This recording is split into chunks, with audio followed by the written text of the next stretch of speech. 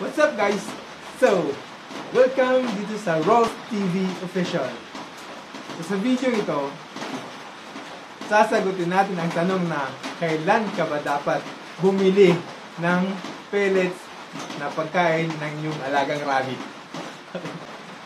So, kung bago ang lahat, kung ikaw ay bago pa lang dito sa ating YouTube channel, please do subscribe, like, share, and hit that notification bell button para ma-inform ka sa mga bago pa natin uploads na videos. Okay? So, let's start!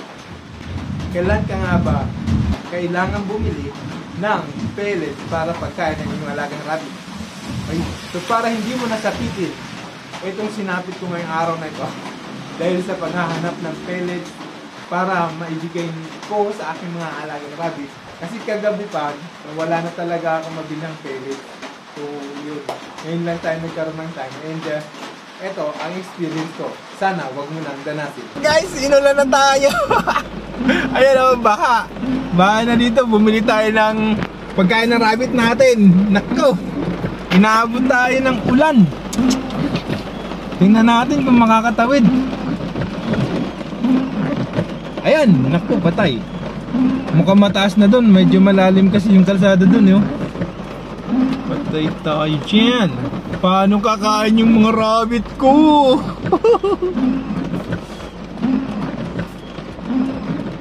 Yan o, hindi makadaan. O, tingnan natin pag may nakalusot na kotse dyan, panigurado shoot tayo dyan. Pero walang masyado yatang ano, lalakas ng loob na sumulong ah. Mahirap na, masiraan ng sasakyan, mahal ang paayos.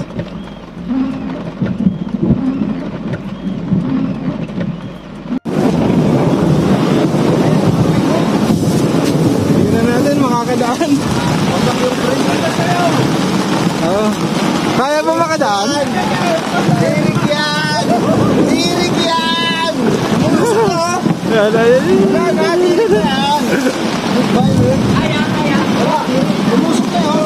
Malakas talaga yung tubig. Sana. Ay, nakalagpas.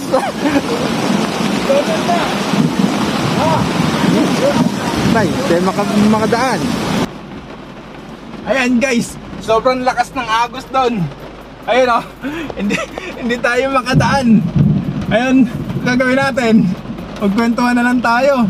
Sobrang lakas, nakita nyo dun sa video. So ano, medyo mababa pala yung area na to, no? Kaya yun. Pero good thing naman is nakabili tayo ng ating pagkain ng ating mga rabbit. Kamagalala, huhupa din yan. Ngayon hanap tayo ng matatambayan. Let's go. Matindi talaga. Ganito ang pag-aalaga ng rabbit.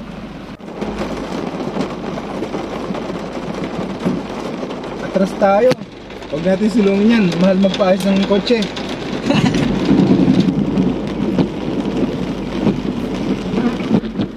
Yan guys, babalik na tayo.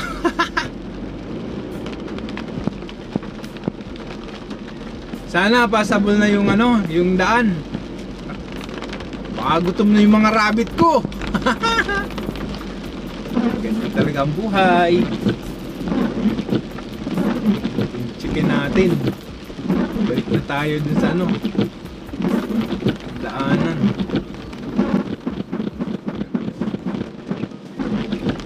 Yun guys. So, yung pagiging rabbitero ay kailangan malakas ang loob mo. At syempre, mag-isip ka ng maayos. Baka sumulong ka sa baha at yung sasakyan mo sira-sira. Good luck sa'yo, madaming pagkain ng rabbit yun. Tingnan natin.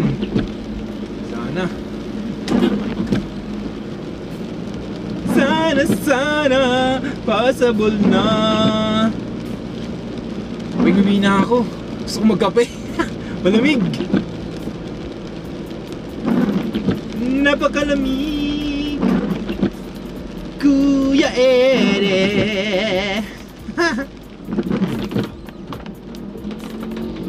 Okay.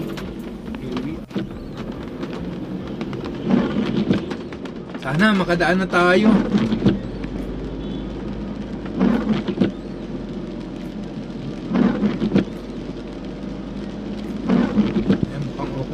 yata. Wala nang sasakyan. Yes! Ayun na! Makakadala tayo. Ang bilis naman pala humupa.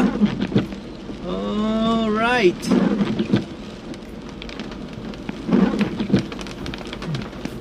Dito yung baha kanina. So dito tayo nagpark kanina. Ayan oh. Parang ano, isang pitik lang eh. Wala na oh. Wala rin tubig. Grabe.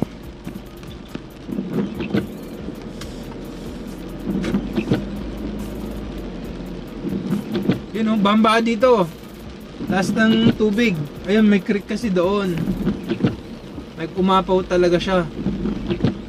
So, malamang yung nasa babang area, yun yung ano, yun yung baha ngayon. Buti na lang nandito sa medyo mataas na area ng lugar. So ayun guys, nakalusot na tayo. It's a success. Yan, sa wakas makapagkape na tayo. Tapos makakakain na yung ano, mga alagang rabbit natin. Napa-vlog tuloy nang wala sa oras. And anyway, yun guys, lesson learned. Kailangan, di ba may lalagyan? May lalagyan ka ng pellets. Pag nasa 1/4 na lang yung laman, mag-refill ka na. Tulad dito sa lugar namin, medyo mahirap yung pellets ng pang-rabbit. Dumayo pa ako ng bayan para makabili. Kawawa naman yung mga rabbit natin. Habang lumalaki sila, lumalakas na rin kumain. Tapos may buntis pa tayo at meron pang bagong panganak. So ganon. Kailangan magre-refill ka na. Even though may grass naman ako doon, good thing naman is ano, kumain kagabi. Kumain sila ng grass kasi nung hapon naubusan na kami ng ano, naubusan na yung binibilang ko dito ng pellets. Eh gabi na. Naku, patay. Wala na akong nakuhang pellets kagabi. Eh kaninang umaga binalikan ko. Yun, wala pa rin. Kaya hapon na tayo, may lakad tayo kaninang umaga. Hindi natin naisingit kaagad. Medyo bandang alas 3 na tayo lumabas. Makabili lang ng pellet pagkain ng ating mga rabbit. Ganun natin kamahal yung ating mga rabbit. Diba? Yun, sa wakas, malapit tayo sa bahay. Nandito na tayo sa bahay natin. Kikikeng. Alright. Parking. Watch it. Oh, yeah. Oh, yeah. Okay. Yay! Nakauwi na. Yes. Makakakain na yun ng mga alaga kong rabbit sa wakas. Nawa naman ako doon kasi grass yung kinain nila nung ano, kagabi. Tapos yung breakfast nila kanina.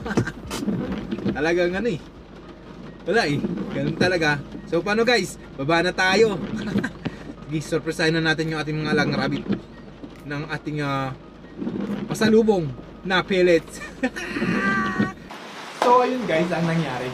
So, medyo may area na dinadaanan pa uwi ng bahay. Mababa siya. So binaba. Sobrang lakas ng tubig. Nakita nyo naman sa video. So yun. Anyway, hindi pa rin tayo patitinag. No? Kahit gano'n ka challenging ang pag-aalaga ng rabbit, is tuloy pa rin tayo. Bigay na natin yung ating pasalubong sa ating mga alagang rabbit. Hi guys! Ito na yung pasalubong ang daddy! Woohoo! Ito guys, bumili na talaga ako ng marami. Kasi talaga habang lumalaki sila kumain. Especially nga yun, meron tayong bagong panganak. And then meron tayong nagbubuntis. Ayun. Hopefully nagbubuntis na talaga siya. Okay, tara, bigyan na natin.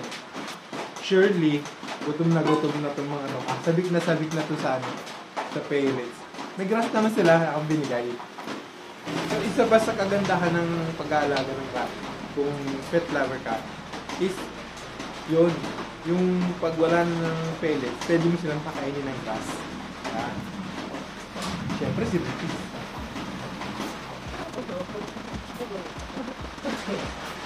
Diba? Sobrang gutom mo na. Diba? Sobrang sabik si Petro.